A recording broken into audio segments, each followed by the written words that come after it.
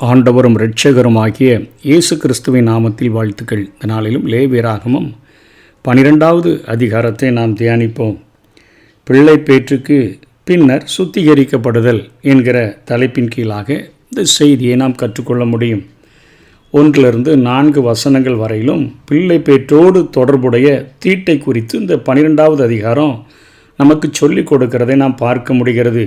ஆண் குழந்தையை பெற்றெடுத்த பெண்மணி 7 நாட்கள் தீட்டுப்பட்டிருந்தாள் என்று சொல்லப்படுகிறது.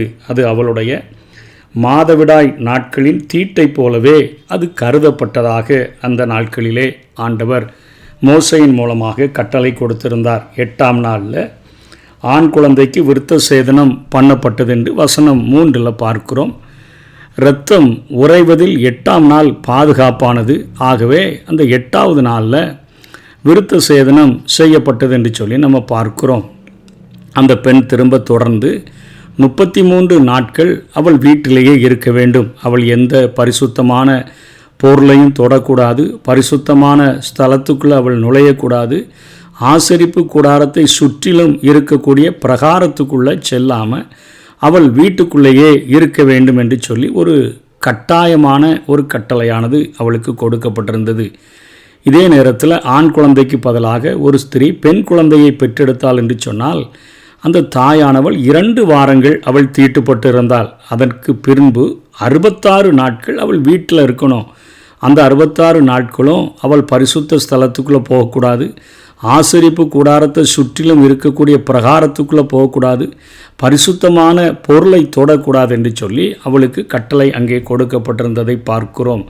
சுத்திகரிப்பின் நாட்களினுடைய முடிவில் அவள் அதாவது இந்த 33 நாட்கள் அல்லது 66 நாட்கள் முடிந்த பின்பாக அவள் 1 வயது நிரம்பிய ஒரு ஆட்டுக்குட்டியை சர்வாங்க தகன பலியாகவும் ஒரு புறா குஞ்சையாவது அல்லது காட்டு புறாவையாவது பாவ நிவாரண பலியாகவும் அந்த தாய் கொண்டு வர வேண்டும் என்று அங்கே கட்டளை கொடுக்கப்பட்டிருந்தது. அதாவது சர்வாங்க தகன பலியும் அவள் செலுத்தியாக வேண்டும், அதே போல் அவள் பாவ நிவாரண பலியும் அவள் செலுத்தியாக வேண்டும் என்கிற கட்டளை இருந்தது.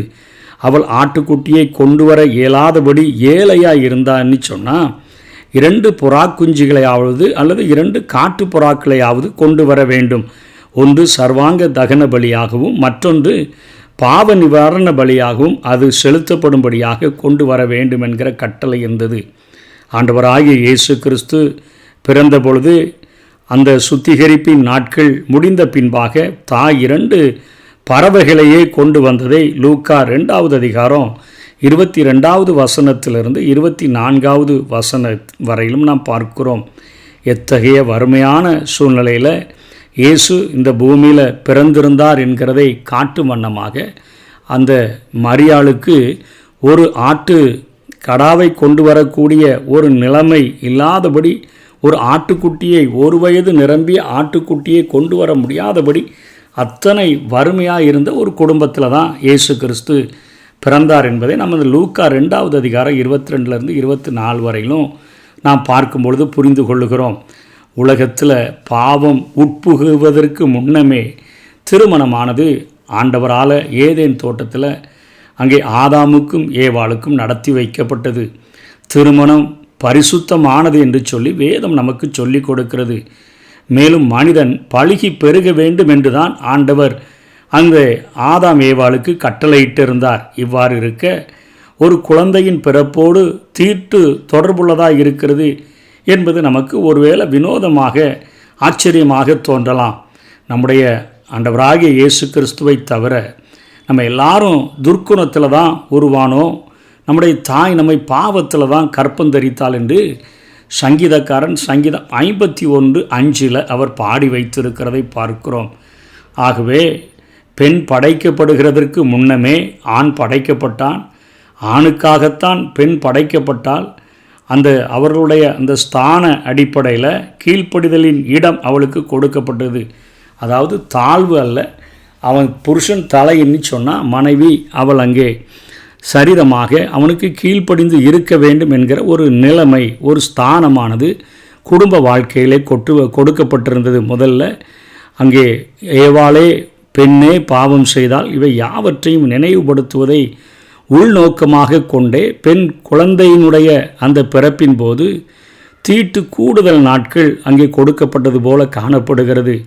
பிள்ளை பேற்றின் நாட்களில் தாய் பலவீனமாக காணப்படுவாள். இன்றைக்கி அப்படிப்பட்ட சூழ்நிலைகளை நம்ம புரிந்து கொள்ள முடிகிறது.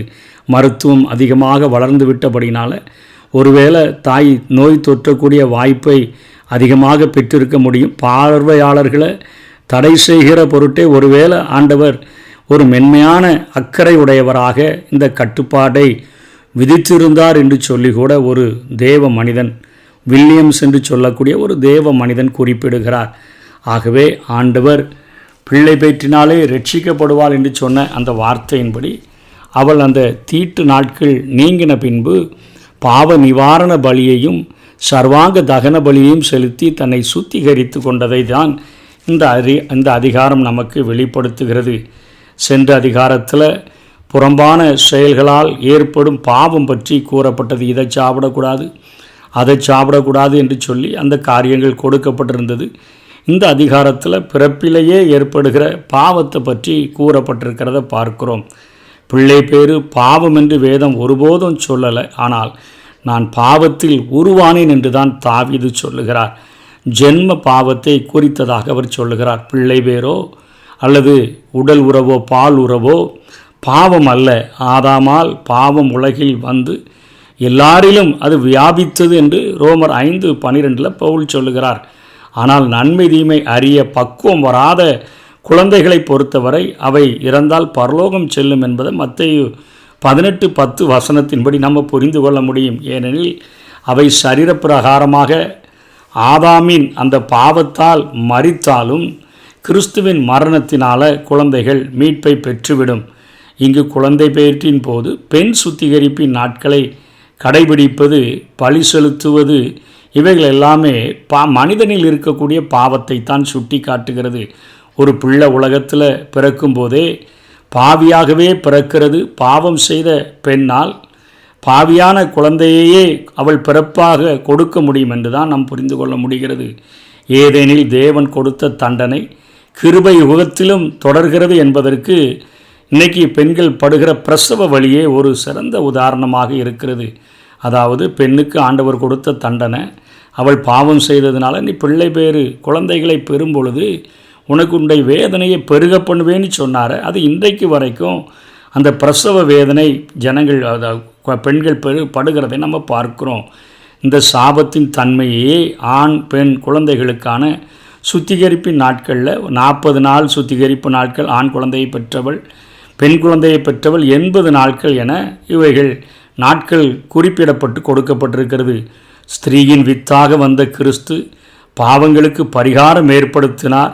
அவரது பலியாகுதலே அந்த பலிகள் எல்லாம் சுட்டி காட்டி நிற்கின்றன. அவரால் அனைவரும் நாம் மீட்பை பெறுகிறோம். பெண் பிள்ளை பேரான அந்த வித்தே பெண் குலத்துக்கு மீட்பாக முடிந்தது தேவனுடைய திட்டமாக இருந்ததை நாம் பார்க்கிறோம். மரியாள் இயேசு கிறிஸ்துவினுடைய பிறப்பின் பின்பு, இயேசுவை பெற்றெடுத்த பின்பு பிரசவத்தின் மூலம் அவள் தூய்மையாகவில்லை. அவளுக்காகவும் அவள் மூலம் அவதரித்த கிறிஸ்து பலியாக வேண்டும் என்பதை அவள் செலுத்திய பலிகள் சுட்டி காட்டுகிறதாக இருக்கின்றன. அவள் செலுத்திய அந்த ஜோடி காட்டுப்புறா அல்லது 2 புறா குஞ்சுகள் லூக்கா 2:22-24 வரையிலும் பார்க்கிறோமே, அது அவளது ஏழ்மை தன்மையை காட்டுகிறது.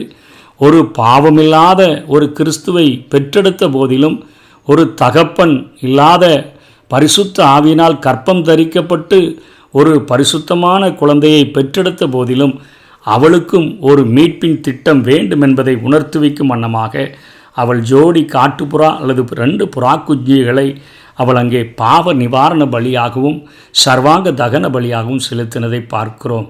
கிறிஸ்து மனிதர்களுக்காக தம்மை ஏழ்மைப்படுத்தியதனுடன் அடையாளம் இதாக அந்த ஏழ்மையான பலியை அவள் தாய் செலுத்தினதை நாம் பார்க்கிறோம். அத்தனை ஒரு வறுமையான குடும்பத்தில் பிறந்து உலகத்தின் அத்தனை மக்களின் பாவங்களையும் சுமந்து தீர்க்கிற ஒரு தேவாட்டுக்குட்டியாக தன்னை ஒப்பு கொடுத்ததை பார்க்கிறோம்.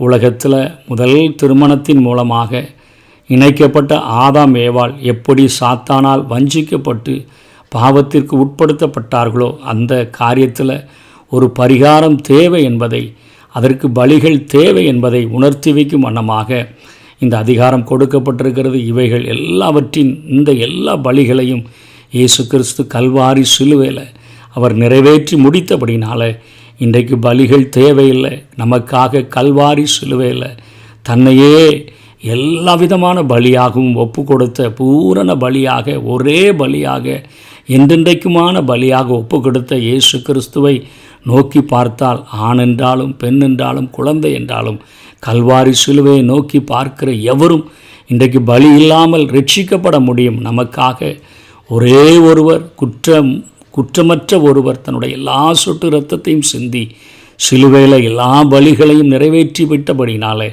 நமக்கு பதிலாக பரிகார பலியாக தன்னையே ஒப்பு கொடுத்து விட்டபடினால நமக்கு பலிகள் தேவையில்லை. அந்த கல்வாரி சிலுவையை நோக்கி பார்த்தால் பாவத்தின் அந்த அகோரத்திலிருந்து, பாவத்தினுடைய தண்டனையிலிருந்து, அந்த பாவத்தினுடைய பிடியிலிருந்து நாம் விடுதலை பெற முடியும். அப்படிப்பட்ட கிருபைகளை வாஞ்சிப்போம். கர்த்தர் தாமே அதை நமக்கு தந்தருள்வாராக. ஆமென்.